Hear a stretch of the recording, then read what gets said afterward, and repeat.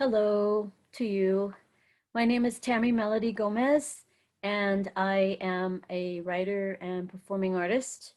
I am based in the ancestral lands of the Comanche, Wichita, Waco, and affiliated tribes people, many of whom are still, have descendants who are living and working here on this land today.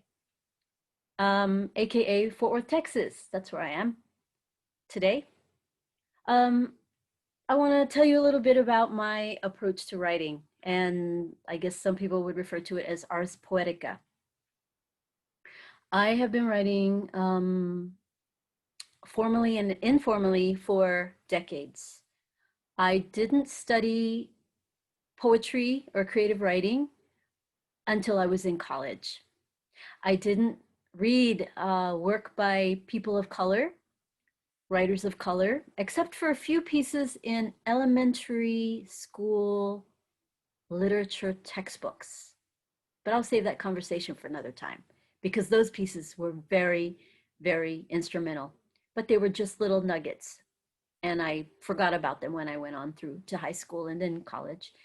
And so my interest and fascination with literature is something that has grown over a period of time. And as I've traveled and been in writing communities with other writers who I seemed to have an affinity for, many of them were writers of color, and then others were not. Others were performers, dancers, modern dancers, exploratory stage performers whose work really riveted me. People who sang their poetry like punk bands in the 80s or performed their work as performance artists. Um, some of them who were banned by the NEA, people who were cast to the margins or who thrived in the margins. Those were my sheroes and heroes of literature. So that's informed the kind of writing that I care to do and dare to do, because there's a lot of daring involved when you're a woman of color growing up in the Texas area who chooses to occupy public space with her spoken and written and performed thoughts and ideas. So I had to cultivate and carve out a place for myself to do that, and to do that without asking for permission. The work that I create consistently wants and seeks an audience of people who will understand my work easily.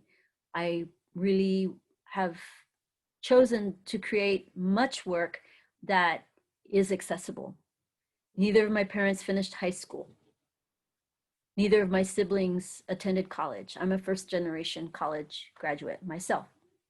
I think it's very important to not leave behind the people who raised me and brought me to adulthood, growing me and nurturing me and loving me. Why would I want to leave them behind as potential audience for the work that I create? So many of my stories are informed by and written for people who are my community, my communities of color. I'm also interested in pushing envelopes, as they say. A lot of my work is exploratory and has been experimental, and much of my work has been actually um, inscrutable. And I need to do that for myself as well, as an artist who's trying to really evolve into all the places and nuances that are possible for me in this body in this time. So I've created performance works using movement. I've created performance works that incorporate film and video. I've worked with musicians, jazz musicians like Fred Ho. I studied improvisational performance with him and studied improvisational theater with Ruth Zipporah, modern, postmodern Butoh dance with people like Kei Take and others. Um, I don't want to feel like I haven't left a stone unturned by the end of my life. And so many stones go rolling. That's who I am.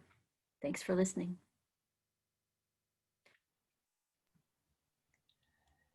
Hi, I'm Liliana Valenzuela, and my journey through writing starts with the body. I feel literature writing comes first from the body, the mind, the heart, the lived experience as a testimony of the things that I've seen and heard and lived through in this life. First in Mexico, born and raised in Mexico City, and then in Texas for the most of my adult life in Austin.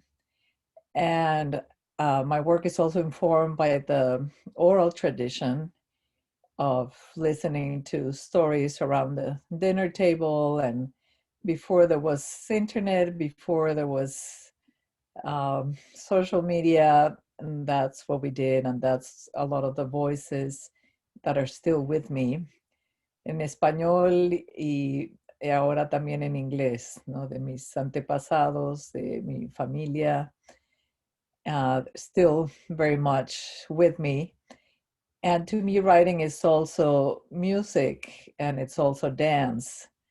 And music and poetry, that's how I perceive all the rhythms and songs and nuance and the form that sometimes the music is there first and then the meaning later. And the way I perform the work too is through the body and through dance and how it wants to manifest on the outside and the part being very much a part of it, not being cut off. So those are the some of the currents that inform my work, but also anthropology. I studied anthropology and was fascinated by the cultures of the world and the different belief systems and what makes us human. And I think in my poetry, there's also that angle of exploring the different cultural lenses that we all have and that we don't realize that we have, but that manifest in situations, in encounters, in shock of coming into contact with something that's very different from us and yet very much the same. And in this new period of this global change that we're all being forced through, and at the same time, we're choosing to transform, I think poetry and writing is our way forward. And we're very excited to be exploring new ways to manifest these new realities, these new ways of thinking, of doing, of creating, of all these forms that are yet to be born. Because the old ones didn't always work and didn't always work for everybody. So we don't just have to go back to normal, to our old lives, but maybe we can go to something better and something more inclusive and something more fair and more fun.